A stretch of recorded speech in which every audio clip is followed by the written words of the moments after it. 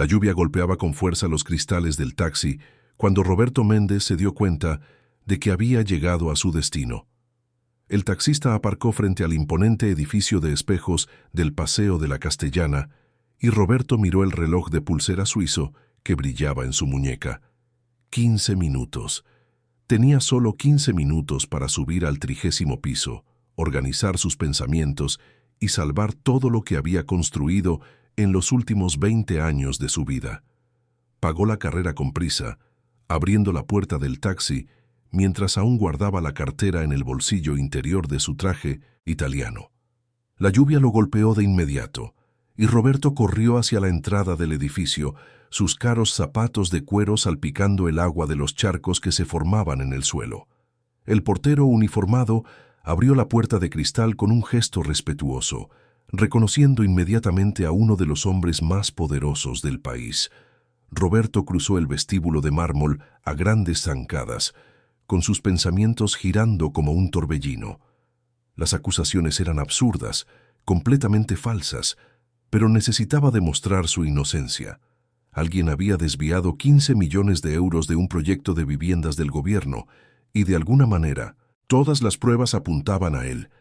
Contratos firmados digitalmente con su contraseña, transferencias bancarias autorizadas con su usuario, correos electrónicos enviados desde su cuenta personal.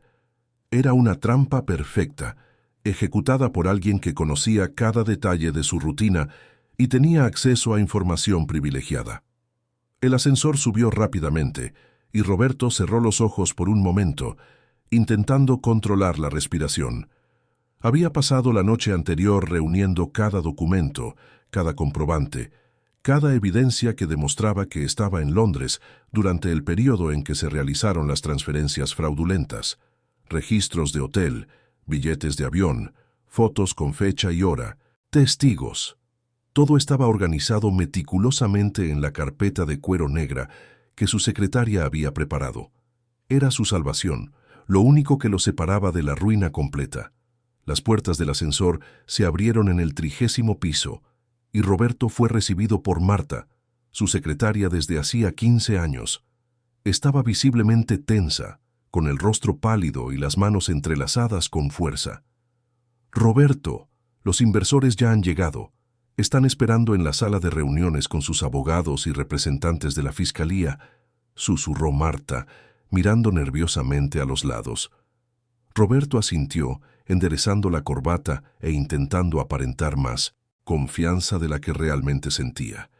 Extendió la mano para coger la carpeta de cuero que debería estar con él, pero sus dedos solo encontraron el vacío.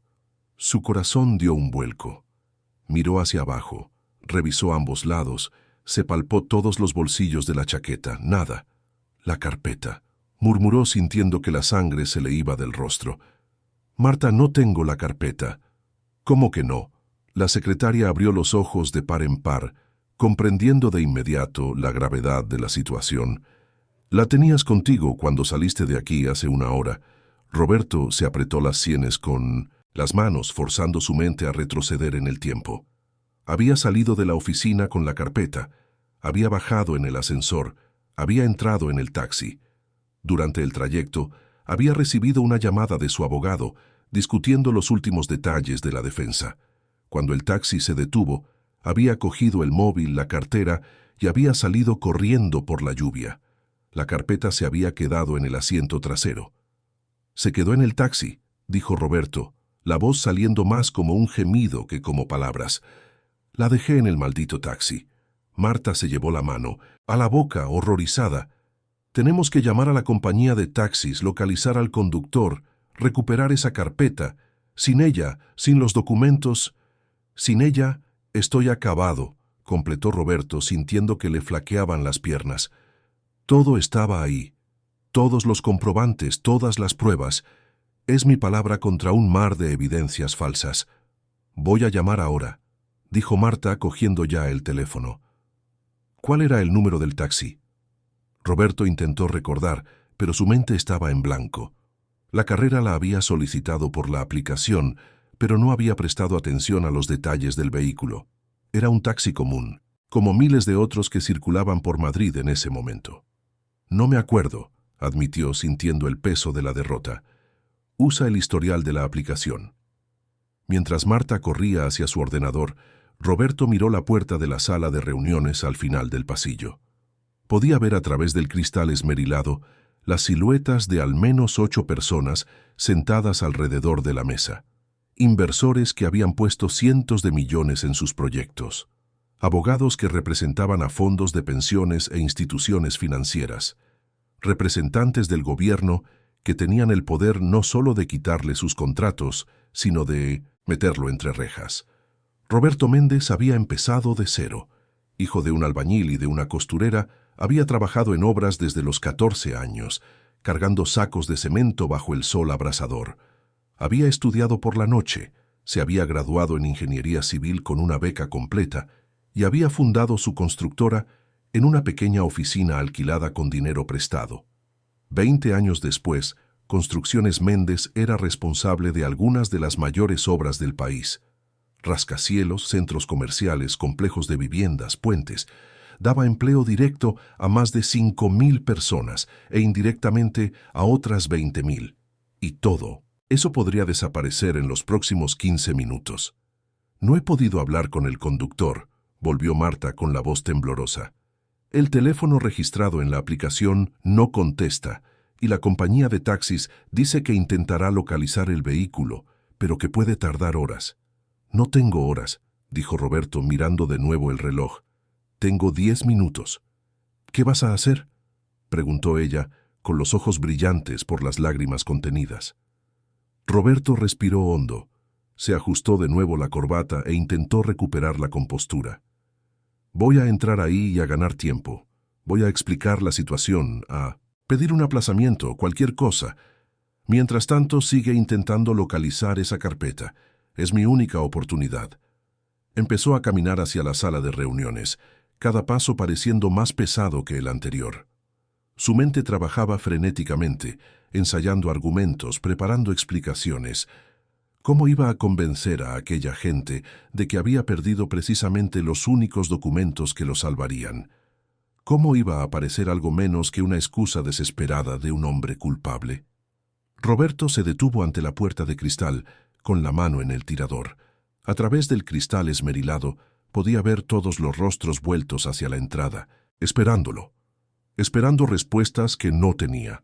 Esperando pruebas que estaban perdidas en algún lugar de las calles empapadas de Madrid, en el asiento trasero de un taxi anónimo.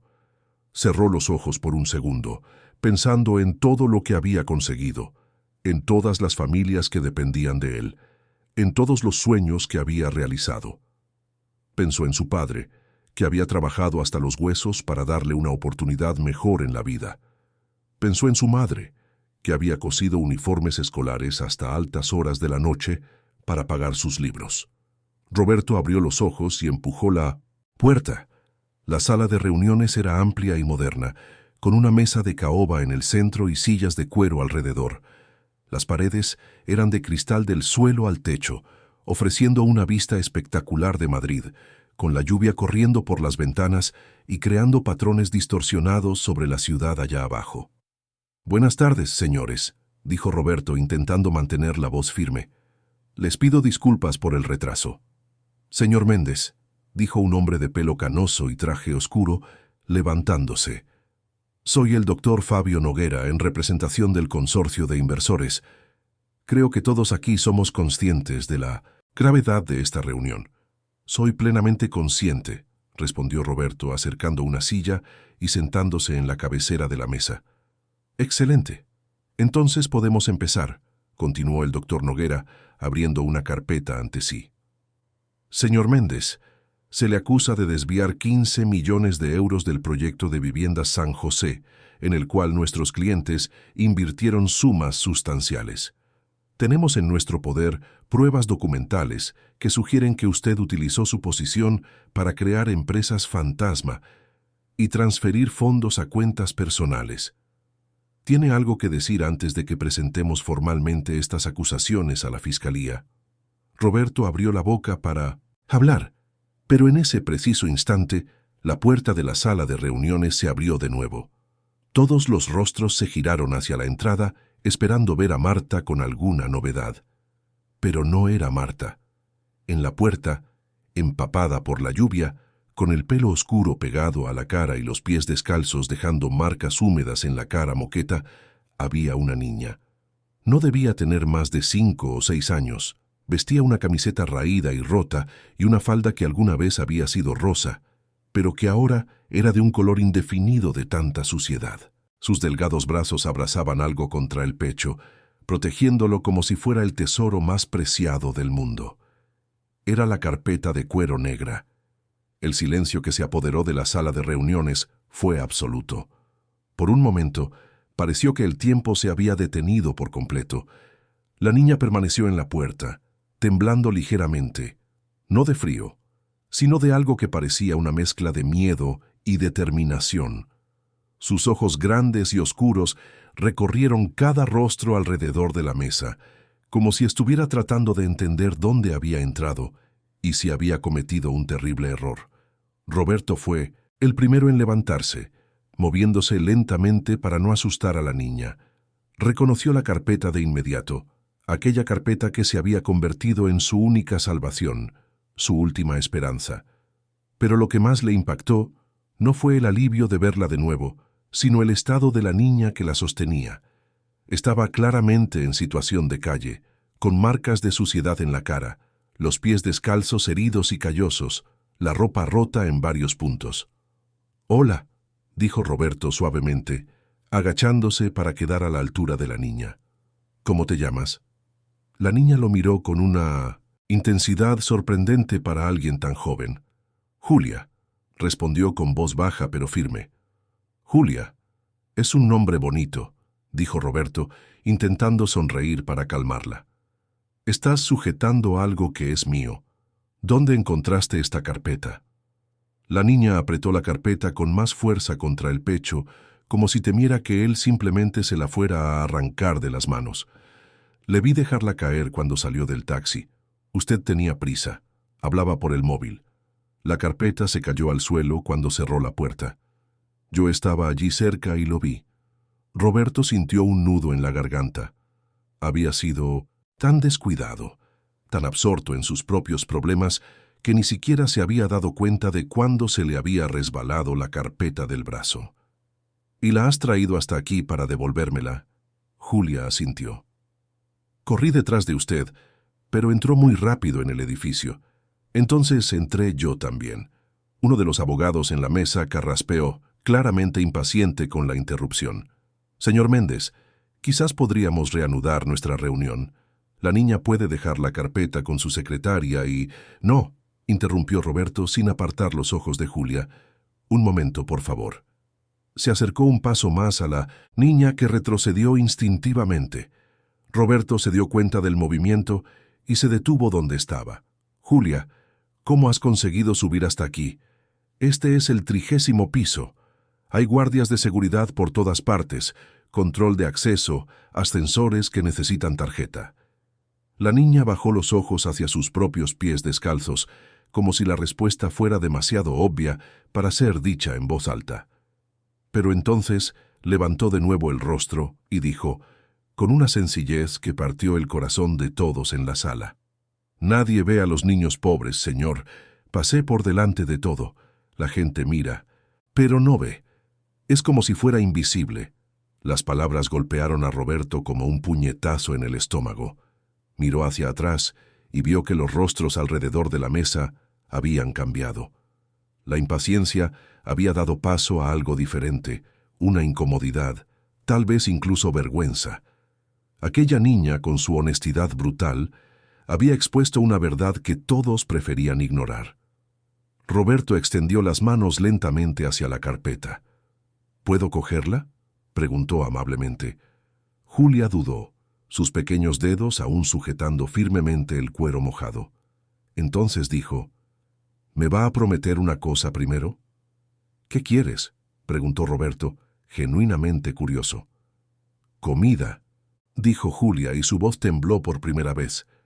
«Un sitio para dormir y un colegio. Quiero aprender a leer». Roberto sintió que le ardían los ojos. Aquella niña, que no debía tener más de 5 años, Estaba negociando su propia supervivencia. Había encontrado algo de valor, algo importante para un hombre rico, y lo estaba usando de la única manera que sabía para intentar cambiar su propia situación desesperada. Y lo que más impresionaba a Roberto era que no estaba pidiendo dinero. Estaba pidiendo las cosas más básicas que cualquier niño debería tener por derecho. «Te lo prometo», dijo Roberto, y su voz salió entrecortada. «Te prometo todo eso. Comida, un lugar seguro para dormir y un colegio. Tienes mi palabra».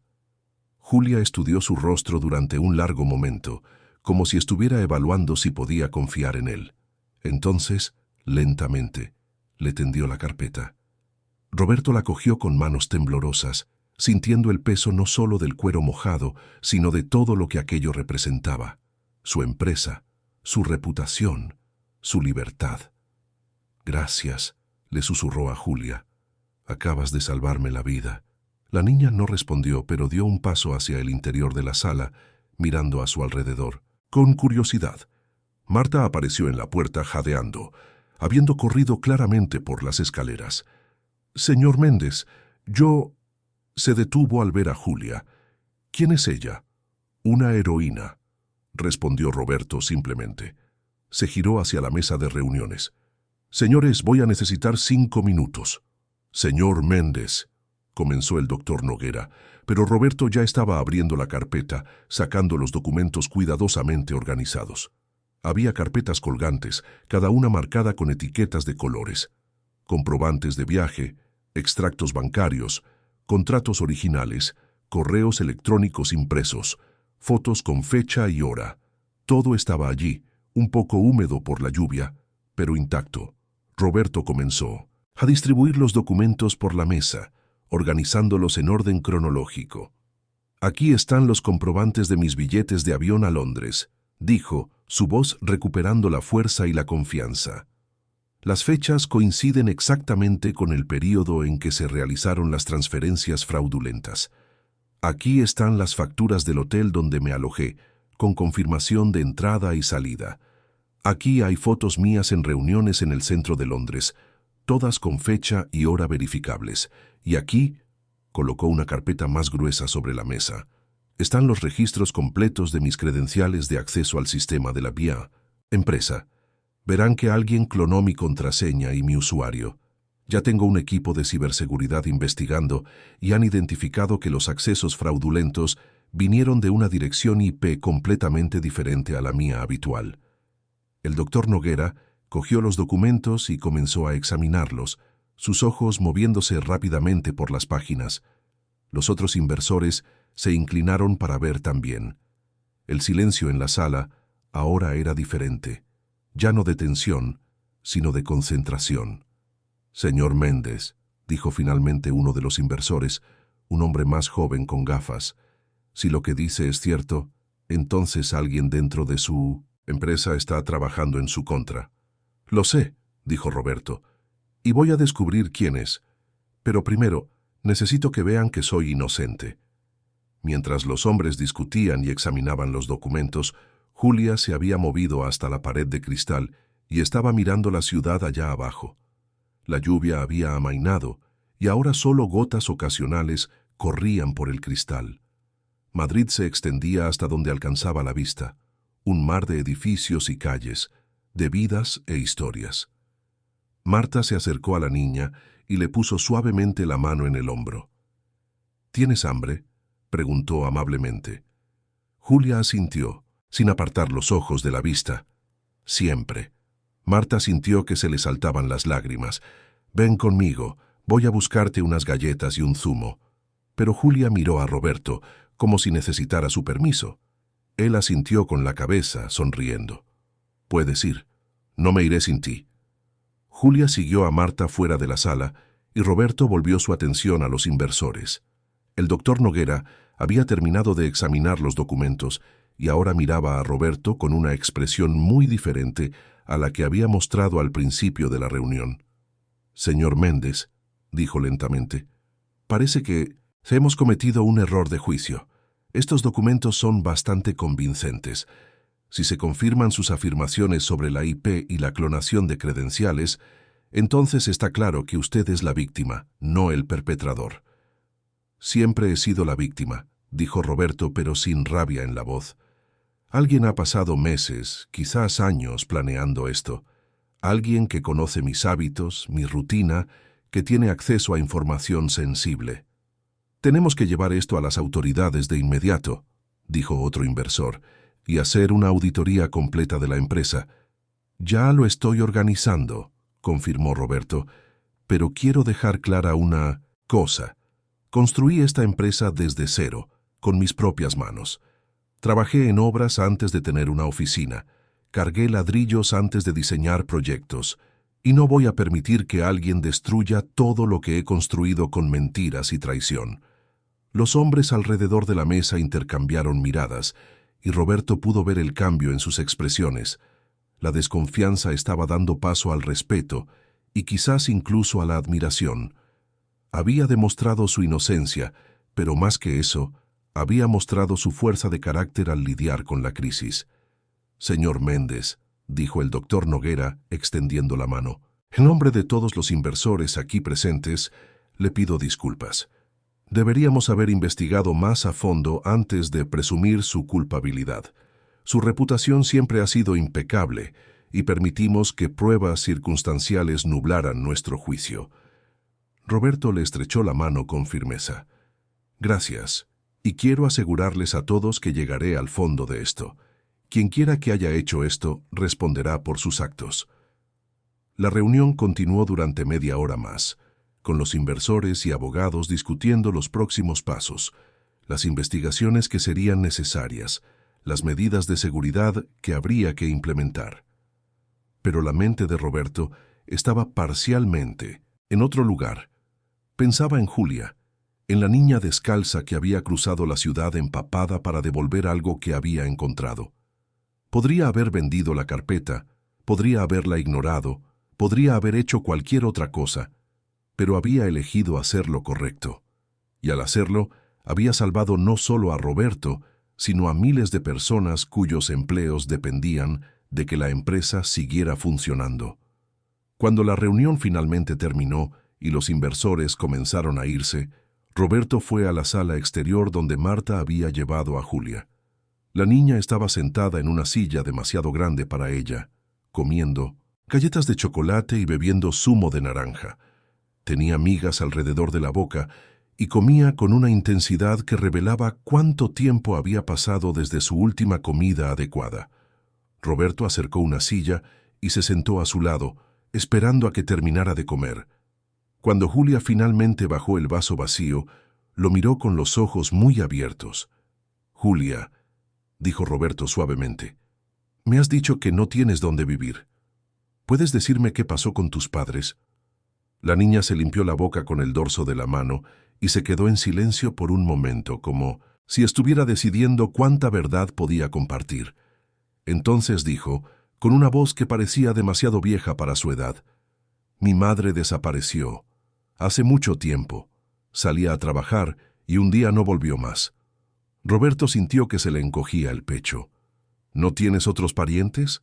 ¿Abuelos, tíos, alguien?» Julia negó con la cabeza. «Mi madre estaba sola. Nunca conocí a mi padre. La abuela se fue antes de que yo naciera», decía mi madre. «Después de que ella desapareció, me quedé un tiempo con una vecina, pero no podía mantenerme. Dijo que ya tenía demasiados hijos. Así que me fui a la calle». «¿Y cuánto tiempo llevas en la calle?», preguntó Roberto, aunque temía la respuesta. «No sé muy bien. Mucho tiempo. Más de un año, creo». Roberto cerró los ojos por un momento, intentando procesar aquello. Una niña de 5 o 6 años había sobrevivido sola en las calles de Madrid durante más de un año, durmiendo donde podía, comiendo lo que encontraba, enfrentándose a peligros que ni siquiera quería imaginar. Y aún así, había mantenido su humanidad, su bondad, su voluntad de hacer lo correcto. «Julia», dijo Roberto abriendo los ojos y mirándola directamente, «¿te acuerdas de la promesa que te hice?» La niña asintió, sus ojos brillando con una esperanza cautelosa. «Voy a cumplir esa promesa, y voy a hacer más que eso. No vas a volver a vivir en la calle. A partir de hoy, vas a tener una casa, comida todos los días, ropa limpia y un colegio. Voy a cuidar de ti. Roberto hizo una pausa eligiendo sus siguientes palabras con cuidado. Si tú quieres, puedo empezar el proceso para convertirme en tu padre. No tu padre biológico, sino tu padre de verdad. Alguien que siempre estará aquí para ti. Julia lo miró con una intensidad que hizo que Roberto se sintiera transparente, como si pudiera ver directamente en su alma. ¿Por qué?, preguntó. ¿Por qué haría eso por mí? ¿Solo porque le devolví la carpeta? Roberto pensó cuidadosamente antes de responder. No es solo por la carpeta, aunque hoy has salvado mi empresa y mi vida. Es porque me has mostrado algo que había olvidado. Me has mostrado que hay personas invisibles en esta ciudad, personas a las que nadie ve o por las que nadie se preocupa. Y lo has hecho sin rabia, sin culparme por no haberte visto antes. Simplemente, hiciste lo correcto incluso cuando nadie estaba mirando. Ese es el tipo de persona que quiero tener en mi vida. Y además, sonrió, siempre quise tener una hija. La niña se quedó en silencio durante un largo momento. Luego susurró, «Vale». Roberto sintió una emoción tan intensa que tuvo que parpadear varias veces para contener las lágrimas. Entonces empecemos ahora mismo. Lo primero, ¿tienes hambre de verdad? No de galletas, sino de una comida de verdad. Los ojos de Julia se iluminaron. ¿Puedo comer pasta? Puedes comer toda la pasta que quieras. Roberto cogió el teléfono y llamó a su chofer particular. «Carlos, prepara el coche, salimos ahora». Y miró a Julia teniendo en cuenta su estado. «No vamos a cualquier sitio, vamos al restaurante más bonito de la ciudad». 20 minutos después, Roberto y Julia entraban en la terraza del casino, uno de los restaurantes más exclusivos y caros de Madrid, ubicado en la azotea de un edificio con vistas panorámicas de la ciudad. El maître frunció ligeramente el ceño al ver a la niña descalza y sucia, pero una mirada severa de Roberto fue suficiente para que los condujera a la mejor mesa junto a la ventana. Julia nunca había visto nada parecido. Las mesas cubiertas con manteles blancos inmaculados, los cubiertos de plata brillando bajo las luces suaves, los camareros vestidos impecablemente, sirviendo platos que parecían obras de arte. Se sentó en la silla acolchada con los ojos muy abiertos, tocando con cuidado el borde del plato de porcelana, como si tuviera miedo de romperlo. «Puedes pedir lo que quieras», dijo Roberto amablemente. «¿Cuántos platos quieras?» Julia miró la carta, pero era obvio que no sabía leer. «¿Hay pasta?», preguntó tímidamente. Roberto llamó al camarero. «Tráigale 3 platos de pasta, carbonara, boloñesa y al ajillo, y para mí el solomillo con risotto de funghi». El camarero tomó nota con una expresión neutra, aunque Roberto pudo ver la sorpresa en sus ojos. 3 platos de pasta no era algo que se pidiera normalmente en la terraza del casino.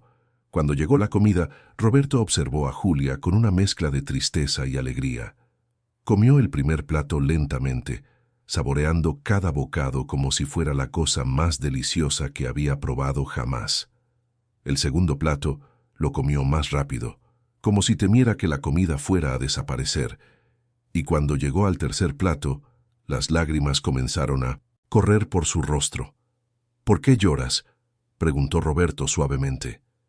Julia sollozó, aún sosteniendo el tenedor. «Nunca he comido hasta estar llena. Nunca. Siempre he parado porque la comida se acababa, no porque mi barriga estuviera llena». Roberto sintió que algo se rompía dentro de él. Pensó en todas las comidas que había desperdiciado, en todas las veces que había dejado comida en el plato porque estaba demasiado lleno, en todas las ocasiones en que había tratado la comida como algo común y garantizado. Y allí estaba una niña que nunca había experimentado la simple satisfacción de comer hasta saciar el hambre. «Ahora vas a comer hasta estar llena todos los días», le prometió, «todos los santos días».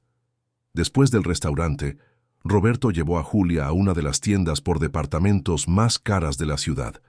«Necesitas ropa», dijo. «Mucha ropa». La vendedora inicial dudó al verlos, pero Roberto simplemente dijo, «Queremos un armario completo.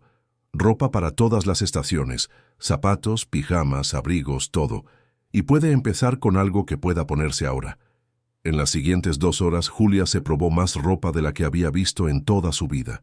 Vestidos, pantalones, camisetas, zapatos de todo tipo. Salió de la tienda con un conjunto nuevo, con zapatillas cómodas en los pies, y Roberto cargaba bolsas y más bolsas de ropa. Al día siguiente, Roberto contrató a Elena, una trabajadora social experimentada que había trabajado durante 20 años con niños en situación de vulnerabilidad. También contrató a Beatriz, una profesora particular especializada en alfabetización, para que trabajara con Julia todos los días.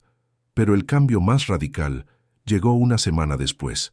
Roberto vendió su lujoso tríplex en el barrio de Salamanca, donde había vivido solo durante los últimos 10 años. Era un apartamento impecable, moderno, con acabados de primera calidad. Pero no tenía jardín, no tenía espacio para que una niña corriera, jugara, fuera una niña. En su lugar, compró una mansión en una urbanización cerrada en La Moraleja, en las afueras de Madrid. La casa tenía 6 habitaciones, un jardín enorme con árboles frutales, una piscina y, lo más importante, espacio para que Julia creciera. Cuando Roberto llevó a Julia a ver la nueva casa por primera vez, ella se quedó parada en la entrada durante un largo momento, mirando el jardín verde. La piscina azul brillando bajo el sol, la casa que parecía un palacio a 1907, sus ojos. ¿Todo esto es nuestro?, preguntó incrédula. Sí, tu casa, confirmó Roberto. ¿Quieres ver tu habitación? La habitación de Julia estaba en el segundo piso, con grandes ventanas que daban al jardín.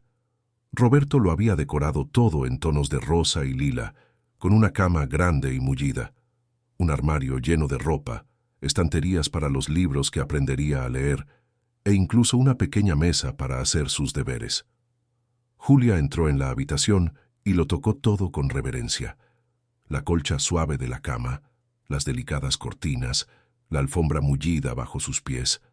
Entonces se giró hacia Roberto y por primera vez desde que se habían conocido sonrió. Una sonrisa amplia y genuina que le iluminó todo el rostro. Roberto se arrodilló ante ella y le cogió sus pequeñas manos. Julia, quiero que entiendas una cosa. Me salvaste. No solo a la empresa, no solo mi reputación. Me salvaste de una vida vacía. Tenía dinero, tenía éxito, tenía todo lo que pensaba que era importante. Pero no tenía un propósito. No tenía a nadie a quien cuidar, a nadie a quien amar. Ahora sí. Y voy a hacer todo lo posible para ser el mejor padre que pueda ser. Julia lo abrazó con fuerza, hundiendo el rostro en su hombro.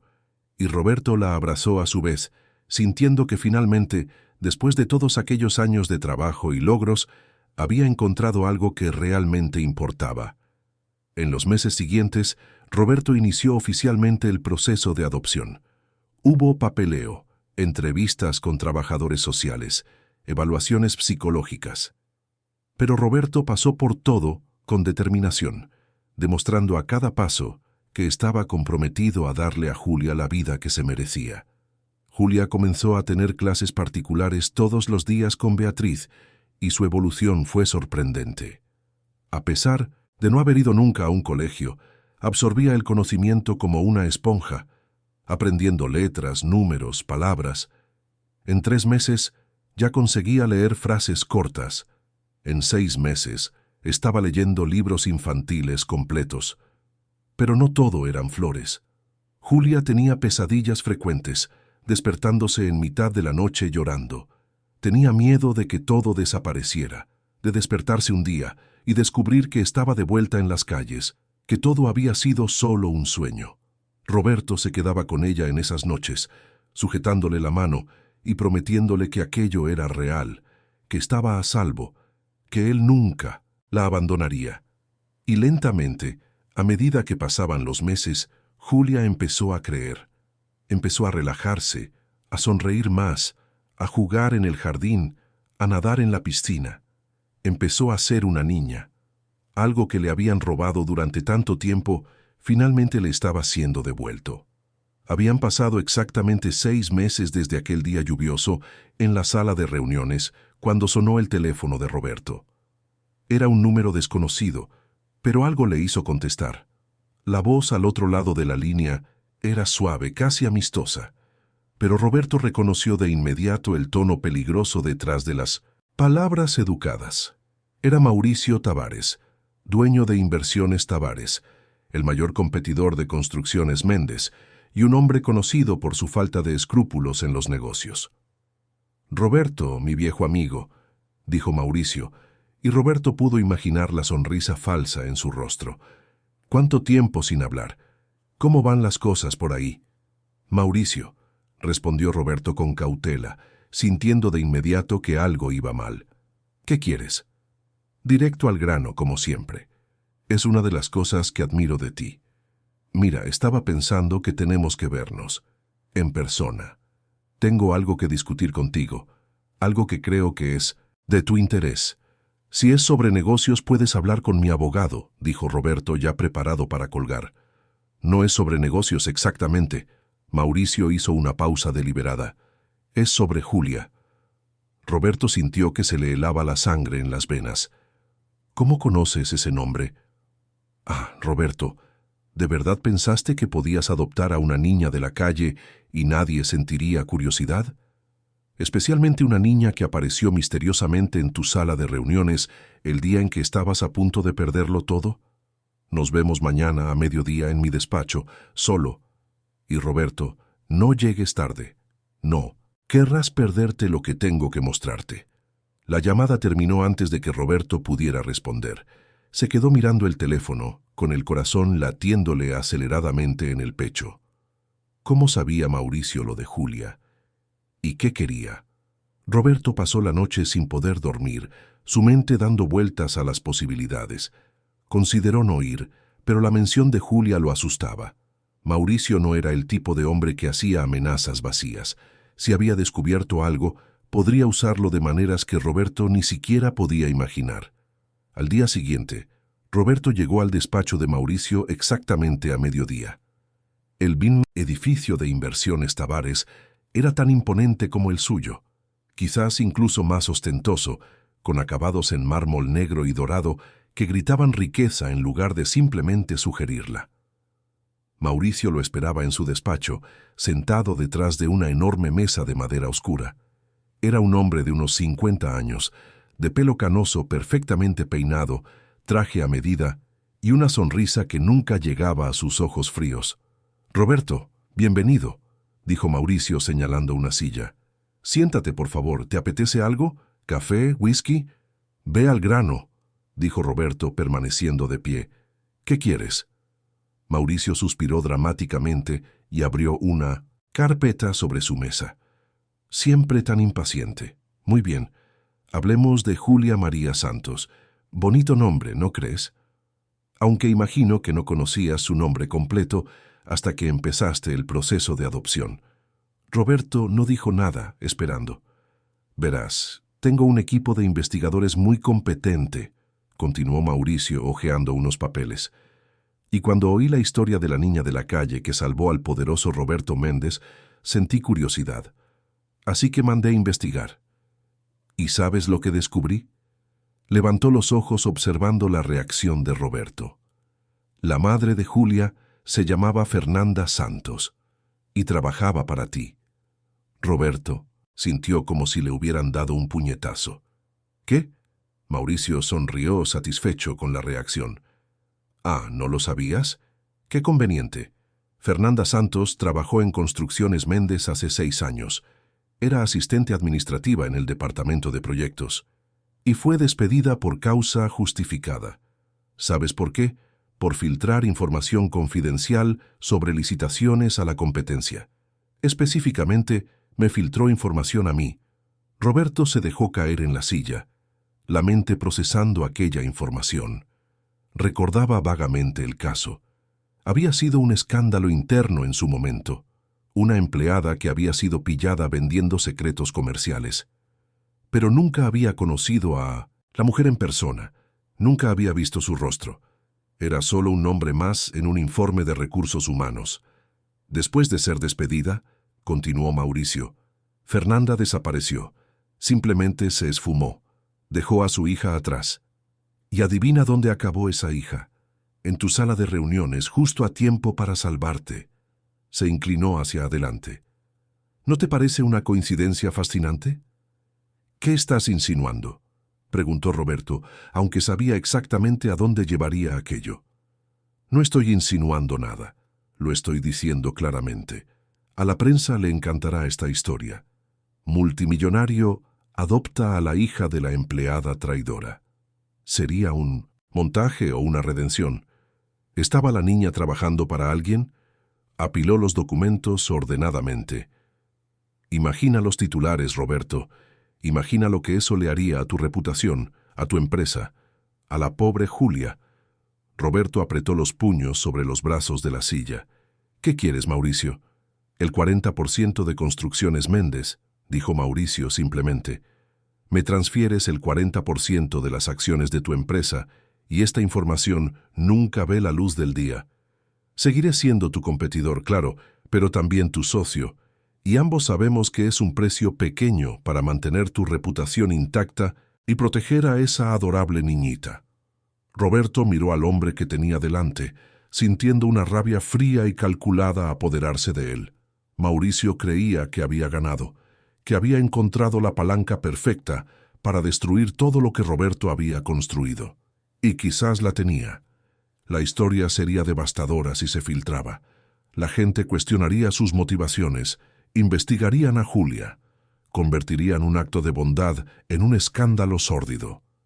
Pero entonces Roberto pensó en Julia, en su sonrisa cuando volvía del colegio, en cómo corría a abrazarlo cuando él llegaba a casa, en cómo había empezado a llamarlo papá, tímidamente. Al principio, pero ahora con confianza y amor. Pensó en cómo finalmente estaba empezando a confiar, a creer que tenía un hogar, que estaba a salvo, y se dio cuenta de que no importaba.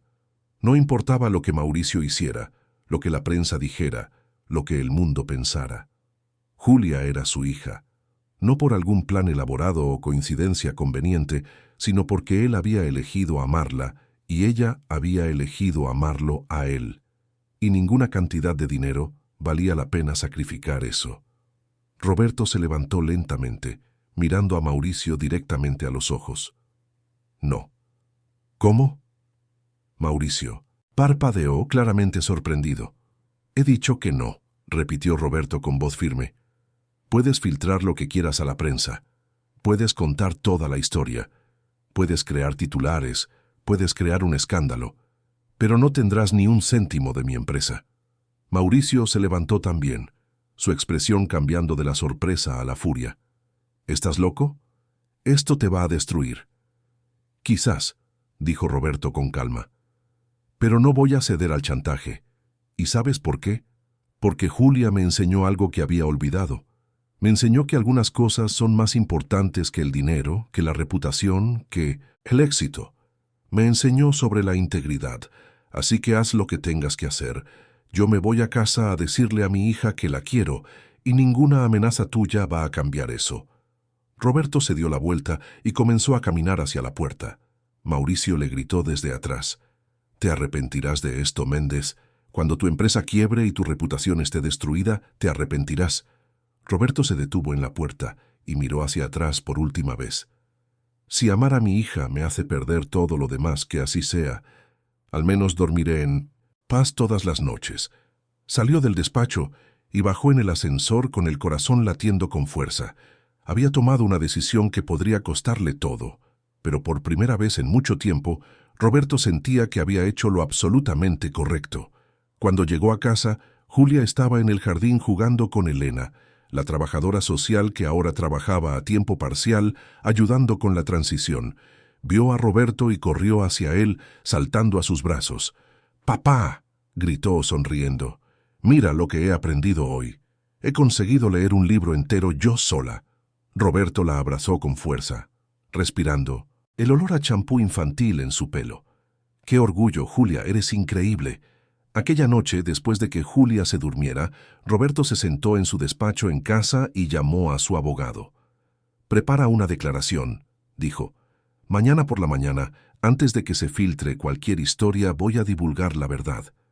Toda ella. Sobre Fernanda, sobre cómo Julia me salvó, sobre todo. Vamos a controlar la narrativa antes de que alguien pueda distorsionarla.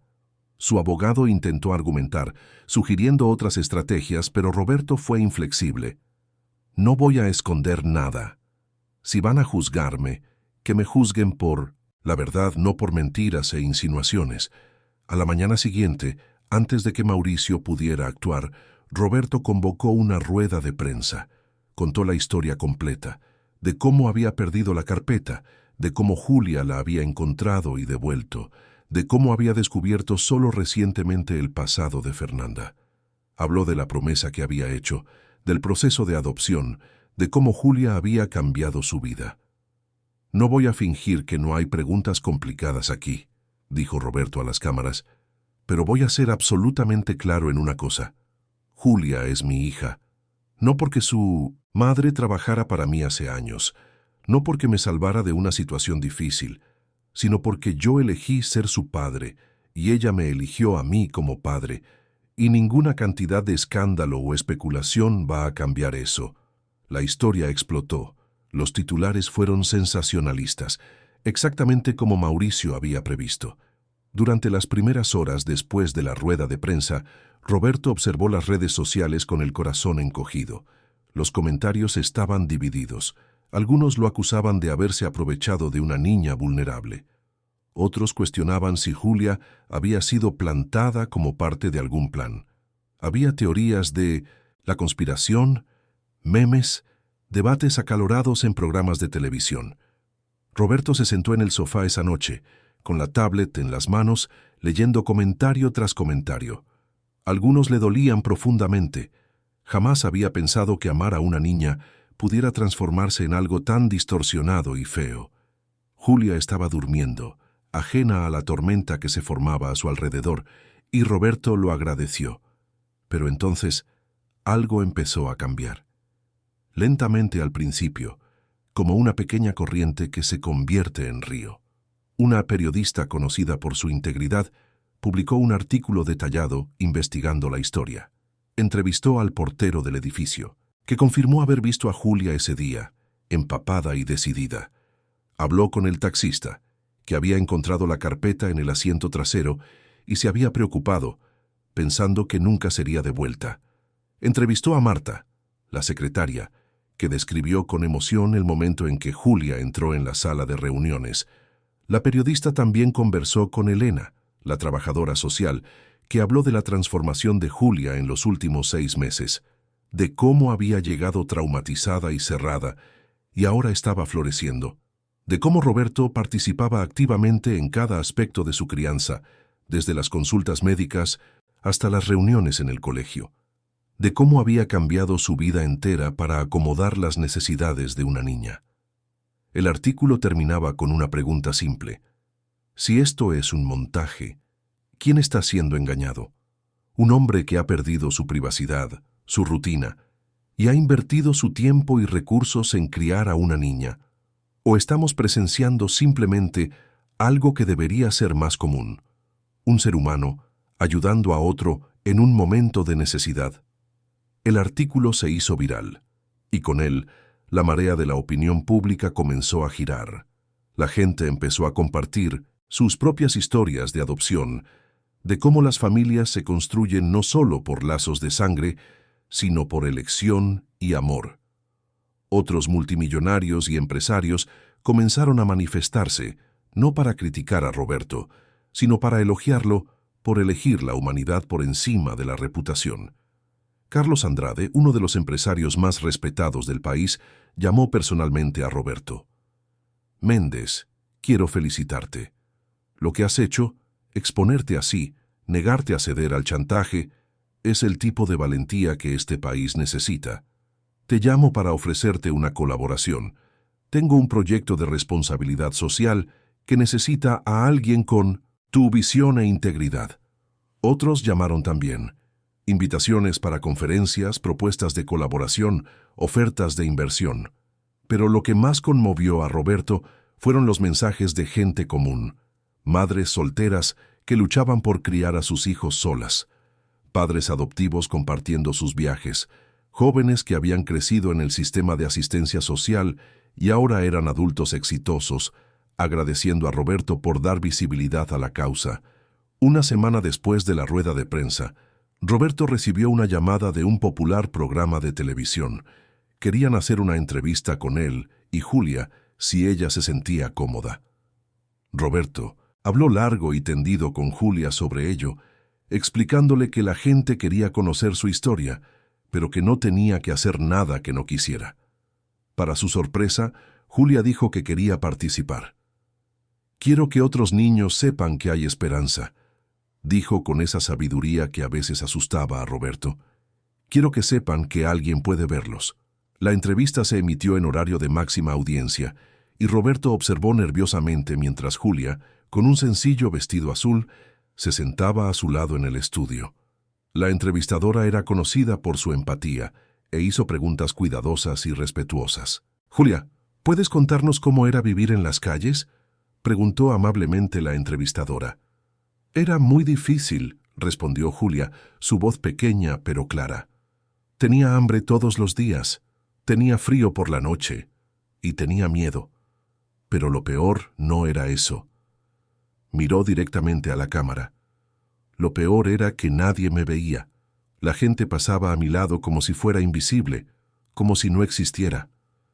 Y cuando encontraste la carpeta de tu padre, ¿por qué decidiste devolverla?», continuó la entrevistadora. Julia pensó por un momento. «Porque mi madre me enseñó que hay que hacer lo correcto, incluso cuando es difícil. Y porque pensé que si esa carpeta era importante, la persona que la perdió debía de estar preocupada. Yo sé lo que es perder cosas importantes». Roberto sintió que se le saltaban las lágrimas mientras veía hablar a su hija. Había una madurez en ella que provenía de haber enfrentado dificultades que ningún niño debería enfrentar. Pero también había esperanza, una luz que se negaba a apagarse, a pesar de todo. «¿Y ahora, cómo es tu vida?», preguntó la entrevistadora sonriendo. El rostro de Julia se iluminó. «Ahora tengo una casa, tengo comida todos los días. Voy al colegio y estoy aprendiendo a leer». Miró a Roberto con tanto amor que él sintió que se le encogía el corazón. «Y tengo un padre que me quiere, el mejor padre del mundo». La entrevista terminó con la cámara enfocando a Roberto y Julia abrazados y millones de telespectadores mirando con lágrimas en los ojos. La reacción fue abrumadora. Las redes sociales explotaron con mensajes de apoyo. Empresas ofrecieron patrocinar proyectos sociales. Los políticos comenzaron a discutir reformas en el sistema de asistencia social, pero fue una llamada específica la que hizo que Roberto comprendiera realmente el impacto de lo que había sucedido. Era de un hombre que se identificó como Pablo, propietario de una pequeña empresa de logística. «Señor Méndez», dijo Pablo con la voz entrecortada, «solo quería darle las gracias. Mi esposa y yo hemos estado pensando en adoptar durante años, pero teníamos miedo del juicio, de las dificultades. Verle a usted enfrentar todo eso con tanta valentía nos ha dado la fuerza que necesitábamos. Ayer iniciamos el proceso de adopción, por usted y por Julia». Roberto colgó el teléfono con lágrimas en los ojos. Se dio cuenta en ese momento de que lo que había comenzado como una promesa a una niña se estaba transformando en algo mucho más grande. Era un movimiento, un cambio en la conciencia colectiva sobre lo que significaba la familia, sobre lo que significaba ver y cuidar a los más vulnerables. Inspirado por todo esto, Roberto decidió crear algo permanente. Llamó a sus abogados y contables y anunció: «Vamos a crear una fundación. La llamaremos Fundación Julia María, y vamos a empezar a lo grande». La fundación comenzó con la compra de un edificio en la zona este de Madrid, que fue reformado y transformado en el primer centro de acogida. Tenía capacidad para 20 niños en situación de calle, ofreciendo no solo comida y refugio, sino educación, seguimiento psicológico y actividades recreativas. Roberto no quería crear solo un lugar para dormir, quería crear un hogar, Julia participó en cada etapa de la planificación, dio ideas sobre cómo debían ser las habitaciones, sugirió actividades e incluso eligió los colores de las paredes. «Es importante que sea alegre», dijo. «Cuando vives en la calle todo es gris. Aquí tiene que haber colores». La inauguración del primer centro fue un gran evento, con cobertura mediática y la presencia de autoridades. Pero el momento más emocionante fue cuando entraron los primeros 10 niños. Julia estaba allí, apretando la mano de Roberto, mientras observaba a niños y niñas de varias edades, todos con los ojos muy abiertos de esperanza y miedo, cruzar la puerta. Una niña pequeña, de no más de 4 años, se acercó tímidamente a Julia. «¿Tú también vivías en la calle?», preguntó con voz suave. Julia se arrodilló para quedar a la altura de la niña. «Sí, vivía, pero ahora ya no. Y tú tampoco vas a vivir más. Aquí te van a cuidar. Aquí te ven». La niña la abrazó y Julia la abrazó a su vez, y Roberto tuvo que girar el rostro para ocultar las lágrimas. En los meses siguientes, la Fundación Julia María creció exponencialmente. Llegaban donaciones de todo el país. Otras empresas se unieron al proyecto, ofreciendo recursos, experiencia, voluntarios. En un año había 15 centros operando en diferentes ciudades de España, atendiendo a más de 300 niños. Pero Roberto no se detuvo ahí. Empezó a transformar también Construcciones Méndez. Creó un programa donde un porcentaje de cada proyecto se dedicaba a construir viviendas sociales que serían donadas a familias en situación de vulnerabilidad. Julia, ahora con 7 años, sugirió que cada casa tuviera un pequeño jardín. «La gente necesita espacio para plantar cosas», dijo. «Ayuda a tener esperanza, ver algo crecer». El programa fue un éxito no solo humanitario, sino también comercial. Construcciones Méndez ganó premios de responsabilidad social, atrajo a inversores que valoraban empresas con propósito y vio crecer sus beneficios incluso mientras dedicaba recursos a causas sociales. Roberto demostró que era posible hacer el bien y hacerlo bien al mismo tiempo. 3 años después de aquel día lluvioso, la Fundación Julia María organizó su primer gran evento de recaudación de fondos. Era una cena de gala en el hotel más lujoso de Madrid, con la presencia de celebridades, empresarios e incluso el presidente de la comunidad autónoma. El objetivo era recaudar fondos para expandir aún más el trabajo de la fundación. Julia, ahora con 8 años, había insistido en dar un discurso. Roberto estaba nervioso por ella, sabiendo que hablar en público ante cientos de adultos era intimidante incluso para los adultos experimentados. Pero Julia había practicado durante semanas y estaba decidida. Cuando llegó el momento de que Julia subiera al escenario, Roberto le cogió la mano y le susurró: «Lo harás maravillosamente. Pero si te pones nerviosa, solo mírame a mí. Estaré aquí mismo». Julia subió los escalones del escenario con confianza, sus zapatos nuevos brillando bajo las luces.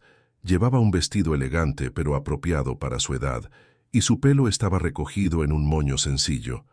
Cuando llegó al micrófono, tuvo que subirse a un taburete que le habían preparado, pero eso solo la hizo parecer aún más decidida y valiente. «Buenas noches», comenzó, su voz infantil resonando por el salón.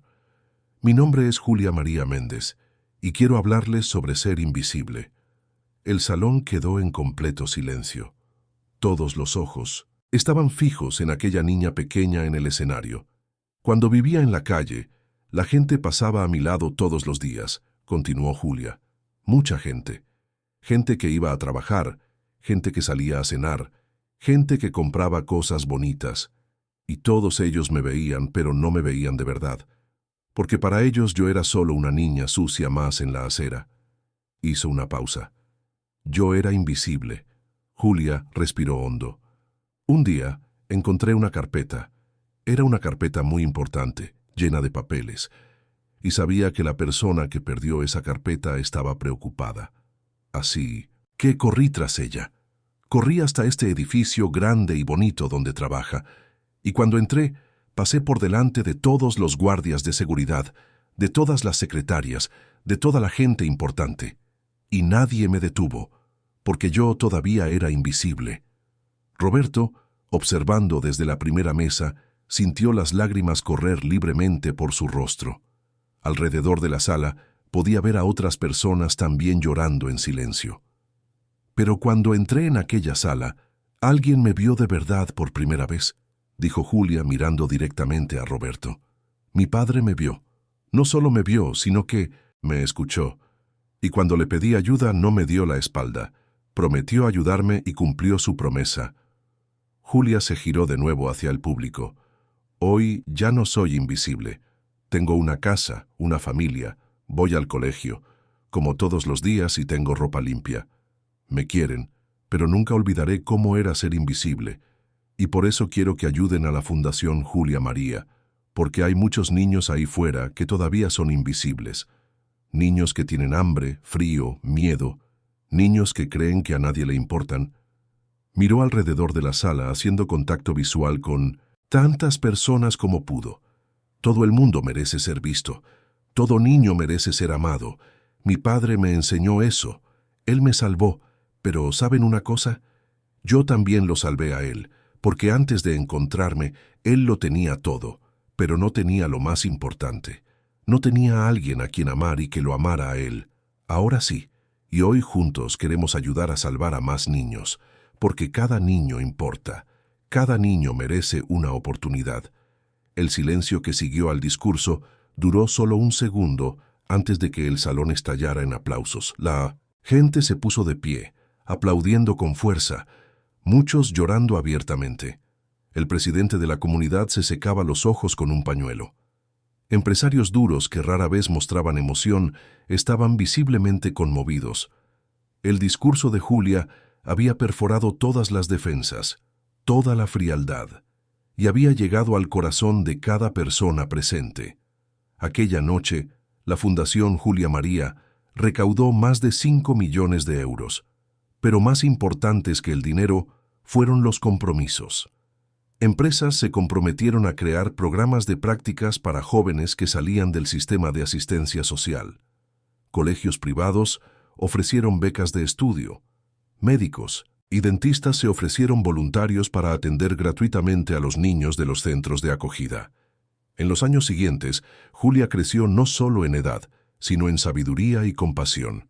Se convirtió en la embajadora no oficial de la Fundación, participando en eventos, visitando los centros, hablando con los niños que llegaban asustados y desconfiados. Ella entendía lo que sentían de una manera que nadie más podría entender, porque lo había vivido. Cuando Julia cumplió 10 años, Roberto organizó una gran fiesta en la mansión. Había decoraciones de colores, una mesa llena de dulces y salados, y todos los niños de los 3 centros más cercanos fueron invitados. Julia había insistido en ello. «No quiero una fiesta solo para mí», dijo. «Quiero compartirla con quienes todavía están esperando una familia». Durante la fiesta, mientras observaba a Julia jugar y reír con los otros niños, Roberto sintió que alguien le tocaba el brazo. Era Elena, la trabajadora social que había ayudado en la transición de Julia y ahora coordinaba el programa de seguimiento psicológico de la Fundación. «Has creado algo increíble aquí, Roberto», dijo Elena, mirando a los niños correr por el jardín. «No solo la Fundación, sino Julia. Es una niña especial». «Siempre fue especial», respondió Roberto. «Yo solo le di la oportunidad de florecer». Elena sonrió. «¿Sabes cuántos niños han sido adoptados en los últimos 3 años en Madrid? El número ha aumentado un 30%. Y cuando les preguntan a los padres adoptivos qué los inspiró, ¿sabes qué nombre sigue apareciendo?» Roberto la miró, sorprendido. «El tuyo y el de Julia. Han cambiado la cultura. Han demostrado que la familia es sobre el amor, no sobre el ADN, que la adopción no es caridad, es familia. Eso es un legado más grande que cualquier edificio que hayas construido». A los 12 años, Julia entró en un prestigioso colegio privado. Roberto había dudado, preocupado de que pudiera enfrentar prejuicios por su origen, pero Julia lo sorprendió de nuevo con su resiliencia e inteligencia. no solo se adaptó, sino que destacó, especialmente en asignaturas como historia y redacción. Fue durante un proyecto escolar sobre arquitectura urbana cuando Julia tuvo una idea que cambiaría el rumbo de Construcciones Méndez una vez más. Llegó a casa emocionada, cargando una maqueta que había hecho en el colegio. «Papá, tienes que ver esto», dijo, colocando la maqueta sobre la mesa del comedor. Era un complejo de viviendas, pero diferente a todo lo que Roberto había visto. Las casas eran pequeñas, pero bien diseñadas, con jardines comunitarios, zonas de ocio e incluso un colegio en el centro. «Esto es impresionante, Julia», dijo Roberto, examinando el trabajo cuidadosamente. «¿Lo has hecho tú sola?» Julia asintió. «Es un proyecto para familias que no tienen dónde vivir. Pero no es solo dar una casa, es dar una comunidad, un lugar donde los niños puedan jugar con seguridad, donde los adultos puedan tener huertos y conocerse, un lugar que sea bonito, no solo funcional». Roberto miró a su hija con creciente admiración y orgullo. «¿Y si hiciéramos esto de verdad?». Los ojos de Julia se abrieron de par en par. «¿En serio? ¿Podemos?». «Claro que podemos. Construcciones Méndez tiene los recursos, los terrenos, la experiencia. Y ahora tiene una brillante arquitecta en formación con ideas revolucionarias». En los meses siguientes, Roberto trabajó con su equipo para transformar la idea de Julia en realidad. Identificaron terrenos infrautilizados, negociaron con el gobierno y comenzaron a construir el primer complejo de viviendas. Julia María se inauguró un año después, con 50 casas, cada una con 2 habitaciones, jardín y hecha con materiales sostenibles y de calidad. Las familias que recibieron las casas fueron seleccionadas entre aquellas en mayor situación de vulnerabilidad, muchas de ellas con niños que habían pasado por los centros de acogida de la fundación. Era un ciclo completo: acoger a los niños, apoyar a las familias, ofrecer no solo asistencia temporal, sino una solución permanente. La ceremonia de entrega de llaves fue emocionante. Julia, ahora con 13 años, entregó personalmente las llaves de varias casas, abrazando a las madres que lloraban de alegría, jugando con los niños que ahora tendrían un lugar seguro para crecer. Una mujer sosteniendo a una niña pequeña en brazos se acercó a Julia con lágrimas en los ojos. «Mi hija va a tener lo que yo nunca tuve», dijo, «un lugar al que llamar hogar. Gracias por no olvidar de dónde vienes. Gracias por usar tu historia para ayudar a otras personas». Julia abrazó a la mujer y a su hija.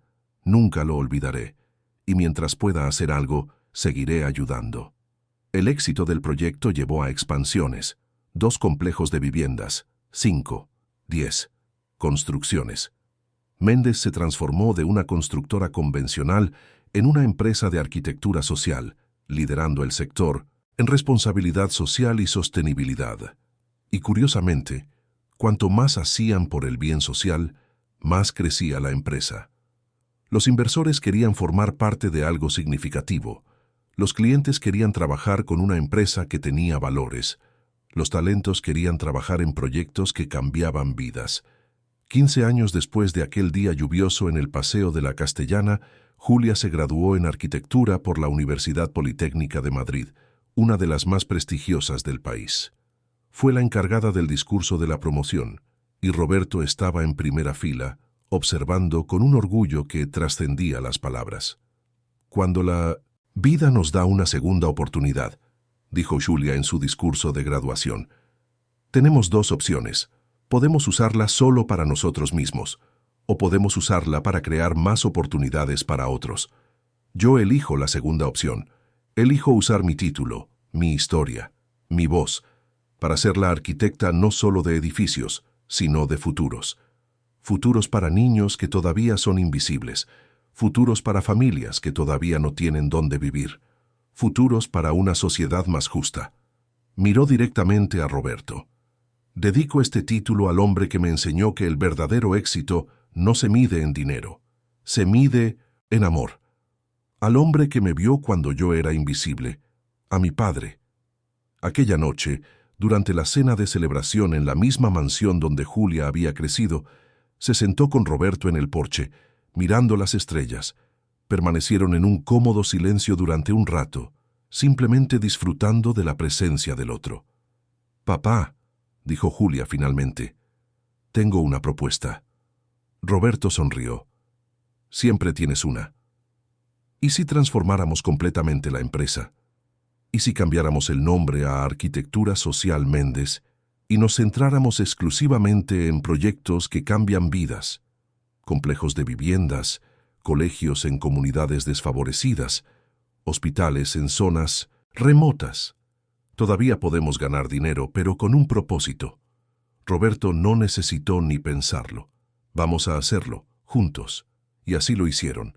Arquitectura Social Méndez se convirtió en un referente nacional e internacional en construcción con propósito social. Julia lideraba los proyectos de diseño, creando espacios que no solo eran funcionales, sino bellos y dignos. Roberto se encargaba de la gestión y las alianzas, usando su experiencia y sus contactos para hacer posible cada proyecto. En 5 años construyeron viviendas para más de 10.000 familias.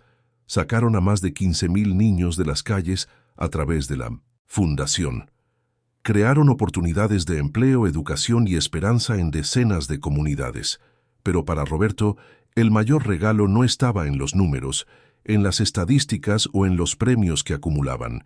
Estaba en los momentos simples, en el buenos días que Julia decía cada mañana, en el abrazo apretado antes de que ella saliera para el trabajo, en el «te quiero, papá», que susurraba antes de dormir, incluso ahora a los 22 años.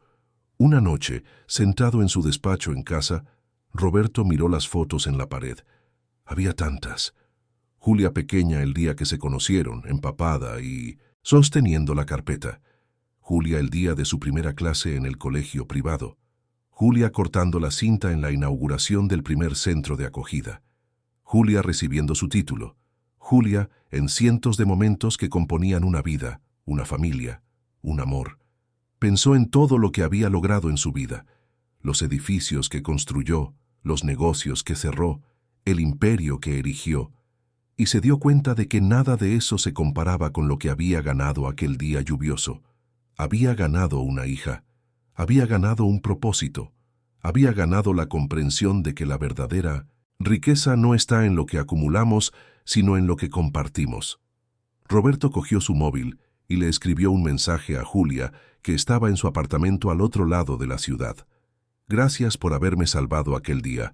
Gracias por haberme enseñado a ver. Gracias por ser mi hija. Te quiero más que a nada». La respuesta llegó segundos después. «Tú me salvaste la vida primero. Y yo también te quiero, papá. Siempre». Roberto sonrió, guardó el teléfono y miró de nuevo las fotos. Había aprendido la lección más importante de todas.